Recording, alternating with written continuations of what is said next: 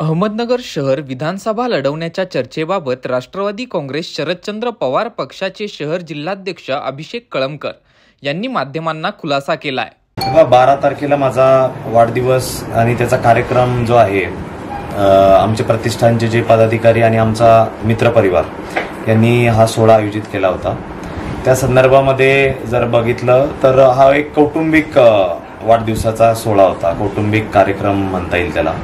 मोठ्या संख्येने आमच्या घराण्यावर, आमच्या कळमकर कुटुंबावर प्रेम करणारे माझा मित्रपरिवार म्हणजे शाळेपासूनचे असलेले मित्र, नगर शहरात सामाजिक राजकीय क्षेत्रात माझ्या खांद्याला खांदा लावून काम करणारे सर्व सहकारी असतील, सगळ्या घटकातील असे सर्व जणांनी मला शुभेच्छा देण्यासाठी ते आले होते।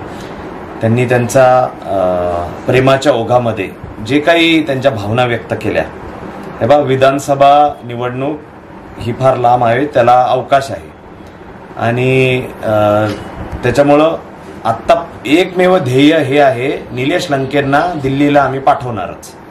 महाविकास आघाडीमध्ये घटक पक्ष म्हणून राष्ट्रवादी काँग्रेस पक्ष शरदचंद्र पवार हा पक्षाचे ते उमेदवार आहेत आणि त्या पाठोपाठ महाविकास आघाडीचे अधिकृत उमेदवार म्हणून आमच्या सर्वांसमोर हेच सगळ्या प्रामुख्याने सर्वजण आम्ही हेच प्रयत्नशील आहोत की या शहरातून त्यांना चांगलं मताधिक्य कसं प्राप्त होईल, तर त्या संदर्भामध्ये आम्ही सगळेजण मेहनत करून त्या माणसासाठी त्यांचा विजय मिळवण्यासाठी आम्ही सगळेजण प्रयत्न करणार आहोत। तर जे काही प्रेमाच्या ओघामध्ये भावना व्यक्त केल्या ते त्यांच्या भावना निश्चित प्रकारे असतील, परंतु माझी भावना ही स्पष्ट आहे।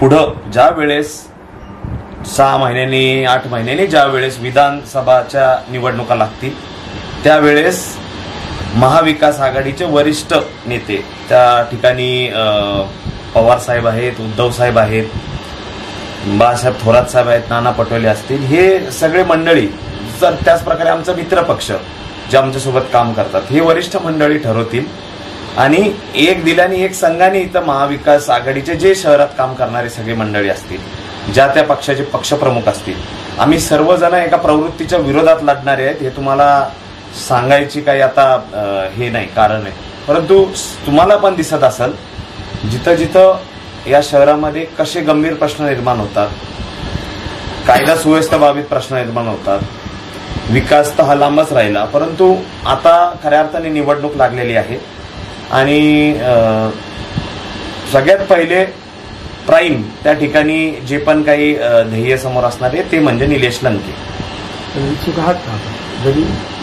नाही, इच्छुकाचा विषय असा आहे, जो काही पक्ष निर्णय घेईल त्यामध्ये पवार साहेबांना जर माझ्या बाबतीत वाटलं किंवा उद्धव साहेबांना शिवसेनेच्या उमेदवाराबाबत वाटलं, काँग्रेस पक्षाला त्यांच्या कुणी काम करणार आहे, जो कोणी केपेबल असेल आणि त्या पद्धतीने मी वचनबद्ध राहील। उद्या जाऊन काँग्रेस पक्षाला दिली तर मी माझं त्या ठिकाणी तुम्हाला म्हणजे शब्द देतो आणि वचन देतो की त्याचं मी माझ्या भावना त्यावेळेस असतील की त्याला निवडून आणायच्या, जे कुणालाही मिळतील ते। आज अजून पुला खालून खूप पाणी जायचं तर ते त्या वेळेसचा विषय आहे। नगर दक्षिणेत आता निलेश लंकेंसोबत तुम्ही फिरताय, काय कसा प्रतिसाद भेटतोय? आम्हाला खऱ्या अर्थाने अपेक्षित नव्हतं की अशा प्रकारे एखाद्या सर्वसामान्य घरातल्या शिक्षकाच्या मुलाला जो पहिल्यांदाच विधिमंडळात गेला, विधिमंडळात जात असताना कोरोना काळात कशा पद्धतीचं काम करून देशभरामध्ये त्यांचं नाव गेलं आणि त्यांचे काम करण्याची स्टाईल ही म्हणजे फार समोरच्यांना ती टोचायला लागलेली आहे। कारण तो माणूस पहाटपर्यंत गावोगावी या दक्षिणेतले जितके गावं असतील, शहर परिसर असेल, तिथं त्यांची लोक वाट बघतात। लोक वाट कधी बघतात? ज्या वेळेस त्यांना तो उमेदवार भावतो। म्हणून निलेश लंकेंना चांगल्या प्रकारचा पॉझिटिव्ह प्रतिसाद आहे, एवढंच मी या ठिकाणी सांगतो।